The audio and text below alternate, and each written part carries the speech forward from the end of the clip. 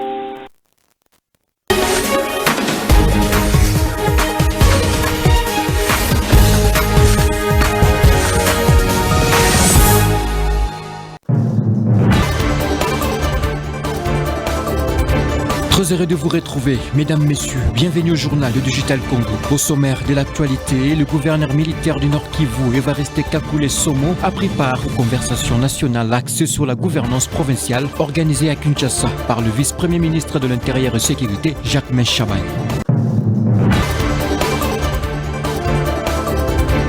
Contrôle parlementaire au Sénat, le vice-premier ministre de l'économie, Moukoko Samba, a répondu à une question orale avec débat sur l'appréciation du franc congolais. Le sénateur voulait être informé des mécanismes mis en place par le gouvernement pour parvenir à cette appréciation. En dehors de nos frontières, se confirmer, Alassane Ouattara reste le président de la Côte d'Ivoire. Le Conseil constitutionnel l'a confirmé le mardi 4 novembre. L'homme de 83 ans aux fonctions de chef de l'État avec 89% des suffrages exprimés. Bienvenue à tous. Débutons cette actualité par l'Assemblée nationale. Bientôt la fin de la période de l'intérim dans la chambre basse du Parlement qui s'apprête déjà à élire son nouveau président, mais aussi son nouveau rapporteur adjoint le 13 novembre prochain. La présidence intérimaire de cette institution qui a rendu public le calendrier électoral a prévu la publication du calendrier et les dépôts des candidatures du mardi 4 au 7 novembre avant qu'il n'intervienne l'examen des dossiers par la commission spéciale et temporaire le samedi 8 novembre. La publication des listes des candidats retenus aura lieu le lundi 10 novembre, suivi par la campagne électorale le 2 jours suivants, de 9h à minuit. C'est le jour du vote qu'aura d'abord lieu l'audition du programme des différents candidats. Rappelons que ces deux postes sont restés vacants depuis la démission de Vital Kamerhe et Dominique Mounongo, pourchassés par des pétitions. Et notre dossier, c'est le contrôle parlementaire au Sénat. Le vice-premier ministre de l'économie, le professeur Daniel Moukoko Samba, a répondu à une question orale avec débat sur l'appréciation du franc congolais. Les sénateurs voulaient être informés des mécanismes mis en place par le gouvernement pour parvenir à cette appréciation. Compte rendu avec Lisette Kenga et Timothée Piamboula. Sous la conduite de son président, Jean-Michel Samaloukonde Kyenge, le Sénat a examiné au cours d'une plénière au Palais du Peuple la question d'actualité du sénateur Janvier Mouécha Kassiwa, adressée au vice-premier ministre en charge de l'économie nationale, Daniel Moukoko Samba. Cette question a été centrée sur l'appréciation actuelle du franc congolais par rapport au dollar américain. Les sénateurs Mouécha s'est dit préoccupé par le fait que l'appréciation du franc congolais est constatée sur le marché d'échange pendant que la population perd le pouvoir d'achat. Il était par ailleurs question de savoir les mécanismes mis en place par le gouvernement et la Banque centrale pour aboutir à cette appréciation de la monnaie nationale face à la devise étrangère qui est le dollar américain. Le vice-premier ministre en charge de l'économie s'est largement étalé sur les mesures économiques importantes prises par le gouvernement pour que la monnaie nationale connaisse une appréciation face au dollar. Les sénateurs dans leur majorité ont émis le vœu de voir ces mesures mises en place avoir avoir un impact positif sur les vécus quotidiens de ménages congolais, notamment en termes du pouvoir d'achat. Au cours de cette même plénière, les élus ont abordé la problématique de 2 projets de loi portant création de l'ordre national des héros nationaux et de l'ordre national du léopard. Ces projets de loi ont été confiés à la commission PAJ-DH qui devra présenter le rapport final y afférent lors de la prochaine plénière avant que le sénateur n'y procède à l'adoption. Le Fonds pour la promotion de l'industrie opte pour une nouvelle dynamique, celle de la co-construction, du partenariat stratégique et du financement de projets à forte valeur ajoutée. Le DG du FPI, Hervé-Claude Toumba, a reçu tour à tour le représentant des pays de la Société financière internationale et une délégation d'investisseurs américains et canadiens désirés investir dans l'agro-pastoral en République démocratique du Congo. Lisette Kinga et Abel Kondé.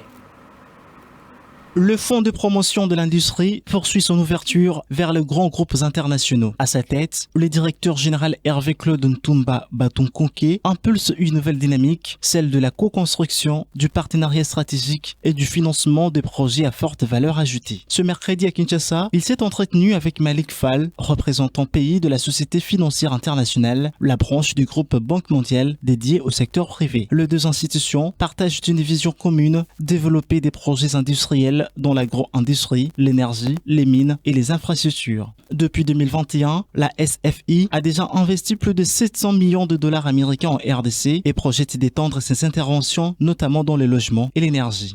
Nous avons échangé un peu sur la stratégie du FPI. Nous avons également partagé les réalisations et la stratégie de la SFI ici au Congo pour le développement du secteur privé, pour le financement des industries. Et nous avons constaté que nous avons beaucoup d'objectifs communs et nous avons discuté des voies et moyens de développer des partenariats pour accroître les investissements des industries au Congo, puisque c'est un secteur qui crée beaucoup d'emplois et c'est une priorité pour le gouvernement également. Le FPI a été très ouvert à ce partenariat. Nous avons convenu de continuer nos échanges pour entrer dans les détails par la suite. Mais nous sommes convenus qu'il y avait des intérêts communs très forts et qu'il y avait beaucoup d'avantages à pouvoir travailler ensemble sur ce secteur prioritaire et sur ce secteur stratégique pour le Congo. Dans la même journée, le directeur général a également reçu une délégation d'investisseurs américains et canadiens intéressés par le potentiel du secteur agropastoral en RDC, une visite qui fait suite au Forum économique de Washington où le FPI avait déjà présenté les opportunités offertes par le vaste terre arable du pays. Pour Hervé-Claude Ntumba, la réussite repose sur une synergie des forces, partenariat financier, rigueur dans la sélection des projets, innovation et création des richesses locales. Le FPI confirme ainsi son rôle, être un catalyseur du développement industriel au service de la vision du président Félix Tshisekedi et des aspirations du peuple congolais. Le gouverneur militaire du Nord Kivu, Évariste Kakule Somo, a pris part aux conversations nationales axées sur la gouvernance provinciale organisées à Kinshasa par le vice-premier ministre de l'Intérieur et Sécurité, Jacquemain Chabani, au cours de ces assises qui visent à renforcer la gouvernance locale et consolider la paix. Le gouverneur militaire du Nord Kivu a retracé les événements tragiques des atrocités dont sont victimes la population de sa province et a appelé la mobilisation des énergies pour mettre fin à la guerre. Trésor Ngoudia pour le reportage. Organisé par le vice-premier ministre, ministre de l'Intérieur, Jacquemain Chabani, les conversations nationales axées sur la gouvernance provinciale s'inscrivent dans le cadre de la lutte contre l'extrémisme violent en République démocratique du Congo. Ces assises, auxquelles prennent part 10 sur 26 provinces qui comptent la République démocratique du Congo, visent à renforcer la gouvernance locale, consolider la paix et prévenir les facteurs de radicalisation à la base. Prenant la parole à l'occasion, Évariste Kakule Somo, gouverneur militaire du Nord Kivu, a retracé les événements tragiques des atrocités dont sont victimes les habitants du Nord Kivu, tout en soulignant que cette partie de la République démocratique du Congo compte 64% de la malnutrition infantile due au déplacement de population. Je vous dis par exemple qu'aujourd'hui nous avons 64% de malnutrition infantile dans la province du Nord Kivu, due au déplacement des populations qui ont fui les milieux reculés, donc leur champ, pour se concentrer dans ce que nous appelons les bulles sécuritaires qu'on établit autour des grandes agglomérations à la recherche de la sécurité.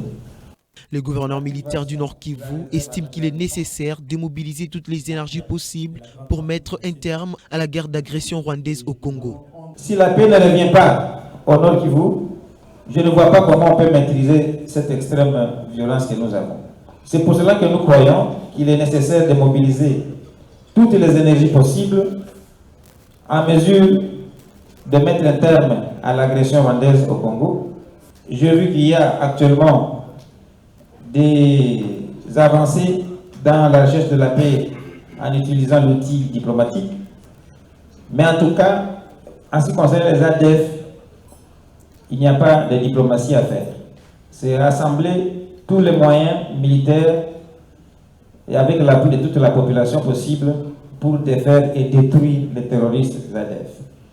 Ces travaux de 4 jours, soit du 3 au 6 novembre, réunissent les gouverneurs, ministres provinciaux de l'Intérieur, administrateurs des territoires et d'autres acteurs clés des 10 provinces concernées, dont les Nord Kivu, Sud Kivu, Lituri, Tanganyika, Mai-Ndombe, Kinshasa, Kasai central, Kasai oriental et les Kwango. L'approche pédagogique de la défunte enseignante Bonnette Elombe divise l'opinion à Kinshasa, alors que certains jettent de fleurs à cette brillante éducatrice de l'école primaire Yolocide. D'autres, en revanche, déclarent n'avoir pas été convaincus par sa méthode participative. Abel Condé, Gabriel Missidi nous en dit plus. Contestée par certains, approuvée par d'autres, la méthode participative utilisée par Feu Bonnette Elombe, enseignante à l'EPYOLO Sud à Kinshasa, décédée il y a environ 2 semaines, était parfois sujet à controverse. Sur les réseaux sociaux, une frange d'utilisateurs l'accusait même de détruire l'éducation des élèves. Cette publication retrouvée sur Facebook en dit long, ça devient de la comédie, elle en abuse, a lâché son auteur. Pourtant, cette professionnelle de la craie blanche considérait cette méthode comme étant la meilleure pour faire assimiler les cours aux élèves qui parfois viennent stresser à l'école en présentant des signes de surcharge cognitive. Parfois, si je n'anime pas, si on chante pas, on danse pas, ils s'énervent. Je les gâte, parce que j'ai observé mes élèves. Les autres viennent stressés. Déjà, avant d'entamer une nouvelle leçon, c'est ma méthode à moi. Chanter, danser, pour que les élèves oublient vite leurs problèmes et tout, et puis ils s'enjaillent comme ça. L'approche participative est-elle vraiment adaptée à l'enseignement, particulièrement au niveau du primaire? Pour le directeur de l'Institut du Kasai, Jeff Kalinga, la méthode qu'utilisait Madame Bonnette Elombe était bien adaptée à sa classe et mérite d'être saluée.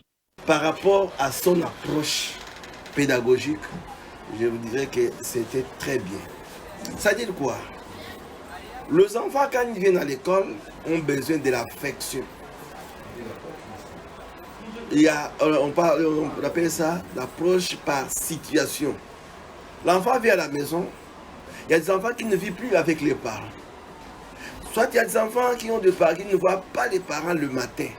La maman sort, le papa sort le matin, et l'enfant reste seul, se prépare pour aller à l'école.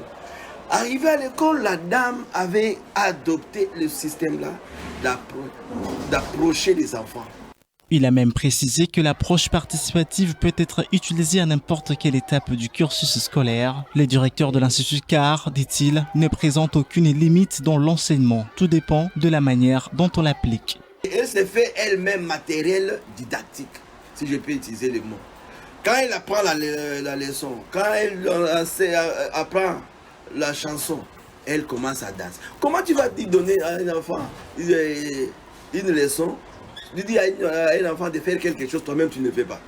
Par exemple, je dis à nos enfants de dessiner la maison. Et l'enfant ne voit rien qu'au tableau. Comment l'enfant va dessiner? C'est moi-même qui dois commencer. Je dois prêcher par exemple. Et c'est ça qu'elle faisait, Madame Elombe. Elle prêchait par exemple.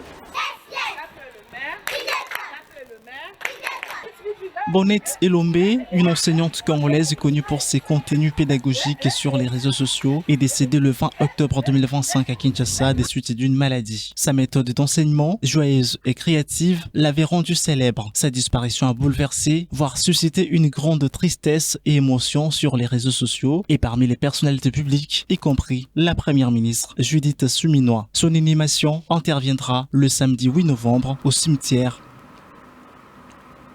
Et un autre chapitre, c'est le parti politique Alliance de Forces démocratiques du Congo, AFDC, vient de totaliser 15 ans d'existence. Un anniversaire que le parti cher à Modeste Bahati Lukwebo a fêté ce lundi 3 novembre 2025 sous les signes de la méditation à travers une messe d'action de grâce célébrée en la cathédrale Notre-Dame du Congo en présence de son autorité morale, le professeur Modeste Bahati Lukwebo et des milliers de cadres militants et sympathisants venus exprimer leur gratitude à Dieu pour tout le bienfait réalisé en faveur de leur formation politique. Modeste Bahati Lukwebo a saisi cette opportunité pour appeler la base AFDC à poursuivre la lutte commencée depuis 15 ans pour la restauration de la justice qui élève la nation. Lisette Kenga. C'est une célébration marquée par méditation et reconnaissance à Dieu à travers une messe d'action de grâce en la cathédrale Notre-Dame du Congo, en présence de l'autorité morale de l'AFDC, le professeur Modeste Bahati Lukwebo, accompagné des milliers de cadres, militants et sympathisants du parti de la OU. L'abbé Camille Sika, le célébrant du jour, a salué l'initiative des dirigeants du parti de prier pour le retour de la paix dans l'est de la RDC. Dans son homélie, il a insisté sur la justice, la crainte des dieux et le service à rendre aux plus faibles. Invité à prendre la parole devant l'assistance, le président statutaire de l'AFDC a sollicité 1 minute de silence en mémoire de toutes les victimes de guerre à l'Est et les membres du parti disparu. Il a condamné l'occupation d'une partie du territoire national par l'armée rwandaise et rebelle de l'AFC M23 avant de demander aux jeunes de s'enrôler massivement dans l'armée pour défendre l'intégrité du pays. Nous avons le devoir d'attirer l'attention de nos jeunes pour qu'ils sachent que c'est eux qui doivent libérer le pays en s'enrôlant massivement dans l'armée pour que nous ayons une armée consciente, une armée forte, une armée patriotique, une armée bien équipée et qui a ce souci de défendre le peuple et notre territoire.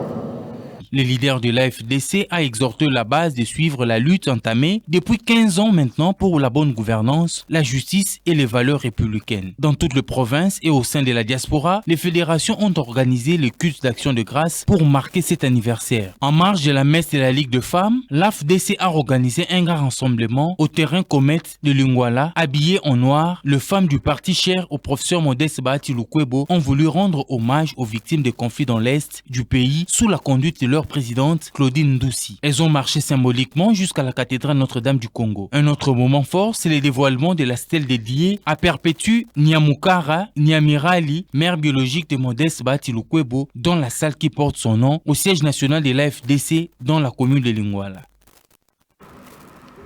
Décédé il y a 4 ans, les forces politiques alliées à l'UDPS et FPAU ont récemment honoré la mémoire des feux patriarche Henri Kitenge-Yezu au nom du chef de l'État, Félix Antoine Tshisekedi Tshilombo, le coordonnateur général des FPAU, Élisée Bakoumwana, avec la famille biologique du patriarche, ont dévoilé son mausolée à la nécropole entre ciel et terre. C'était en présence de plusieurs cadres et militants de partis, membres de cette plateforme politique de soutien au chef de l'État. Alain Linomamba pour le reportage.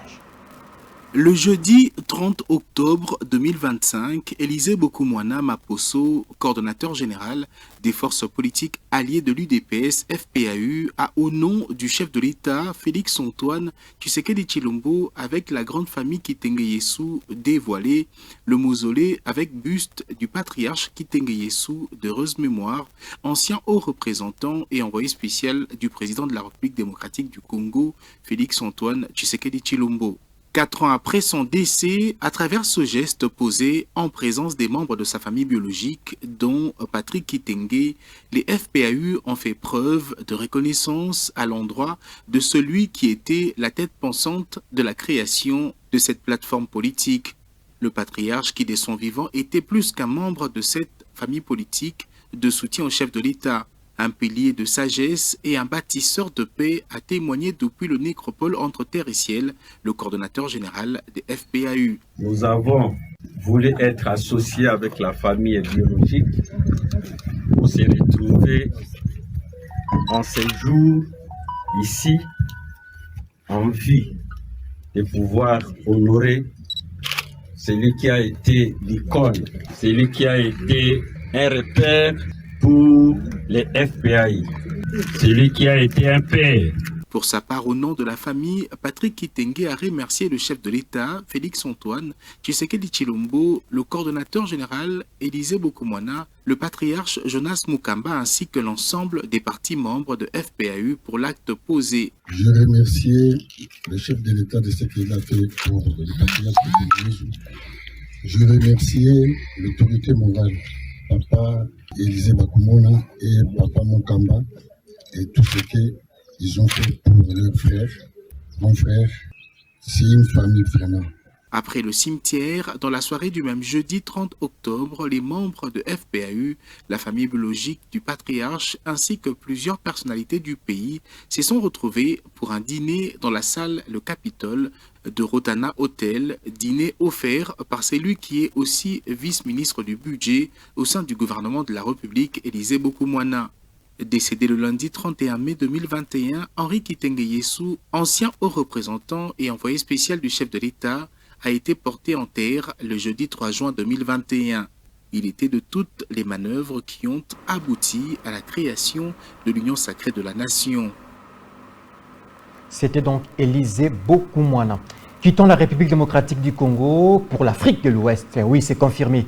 Alassane Ouattara reste le président de la Côte d'Ivoire. Le Conseil constitutionnel l'a confirmé ce mardi 4 novembre 2025. L'homme de 83 ans aux fonctions de chef de l'État avec 89% de suffrages exprimés à l'issue des dernières élections. Alassane Ouattara brigue donc un 4e mandat, nous dit Yvonne Amoury. Il est de nouveau l'homme fort de la Côte d'Ivoire. Alassane Ouattara est donc réélu au premier tour de l'élection présidentielle du 25 octobre 2025 avec 89,77% des suffrages exprimés selon le Conseil constitutionnel, confirmant les résultats provisoires de la commission électorale indépendante. En déclarant les résultats définitifs de la présidentielle ivoirienne, Chantal Nanaba Camara, la présidente du Conseil constitutionnel, la seule femme à occuper ce poste à ce jour, a affirmé que l'institution n'a enregistré aucune réclamation et l'examen des procès-verbaux ne révèle aucune irrégularité des natures à entacher la sincérité du scrutin ou à affecter les résultats. Selon les résultats provisoires de la commission électorale indépendante, Alassane Ouattara était crédité de 3 759 030 voix, soit 89,77% des suffrages exprimés, défend ses opposants. Dans la foulée de la proclamation des résultats provisoires par la CEI, Jean-Louis Billon, candidat indépendant à ces joutes électorales, a concédé le dimanche 26 octobre sa défaite et félicité Alassane Ouattara pour sa victoire. Il faut noter qu'Alassane Ouattara, âgé de 83 ans, brigue un 4e mandat à la tête de la Côte d'Ivoire. Un reportage de Yvonne Amoury rendu par Abel Condé. Et après ce journal, vous suivrez une page magazine consacrée sur l'ouverture de l'année académique 2025-2026 à l'université de Maïndombe. C'est tout pour ce journal. Restez branchés sur Digital Congo, la télévision numérique.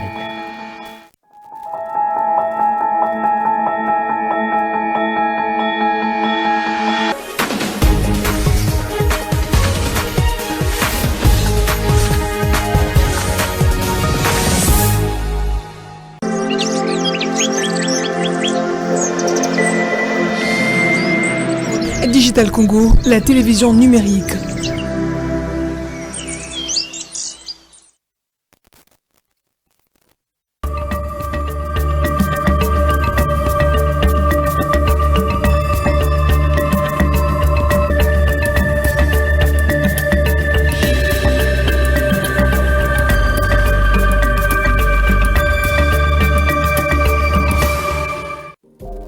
Bienvenue dans ce nouveau numéro de la revue de presse. On démarre avec Info 27 qui titre en sa une « Assemblée nationale, l'élection du président et du rapporteur adjoint fixée au 13 novembre 2025 ». Le journal rapporte que le bureau provisoire de l'Assemblée nationale a rendu public le 4 novembre 2025 la décision fixant le calendrier de l'élection et de l'installation du président ainsi que du rapporteur adjoint du bureau définitif. Un acte attendu qui marque une étape décisive dans la mise en place complète de la Chambre basse du Parlement après plusieurs mois de travail législatif sous direction intérimaire. Nous poursuivons avec Chronique Eco qui mentionne à sa une le roi Philippe au secours du poumon vert. D'après le site d'info, le projet du couloir vert Kivu-Kinshasa franchit une nouvelle étape en marge du 2e sommet mondial pour le développement social tenu ce mardi 4 novembre 2025 à Doha. Le président de la République démocratique du Congo, Félix-Antoine Tshisekedi, a eu un entretien décisif avec le roi Philippe de Belgique. Au cœur des discussions, la concrétisation d'un partenariat durable autour de ce méga projet écologique et économique d'envergure continentale.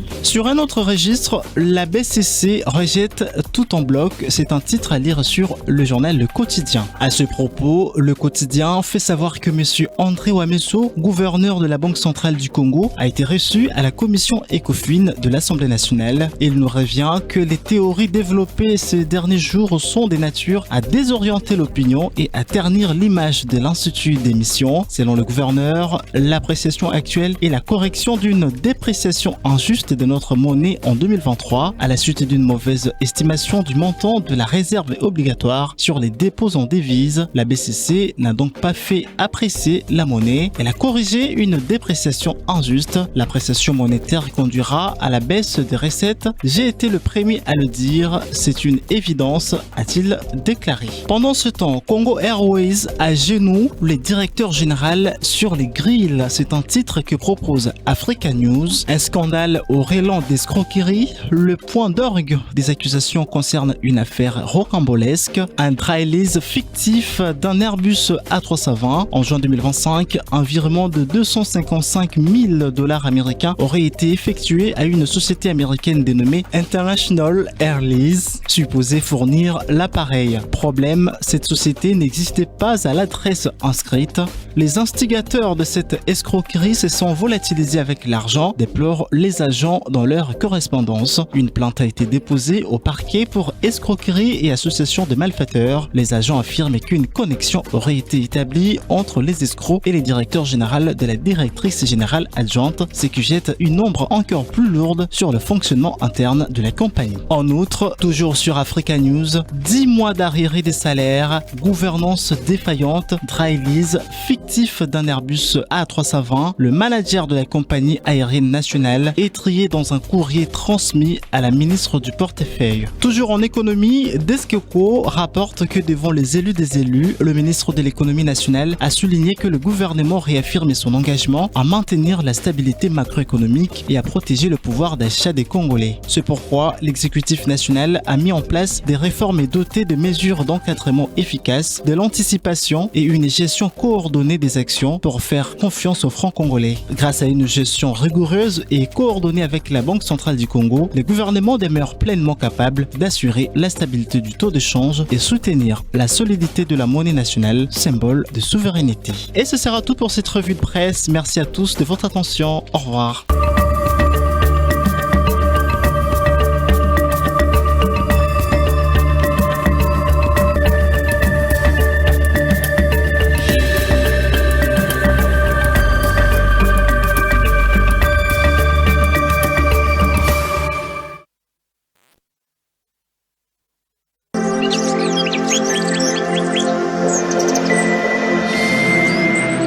Digital Congo, la télévision numérique.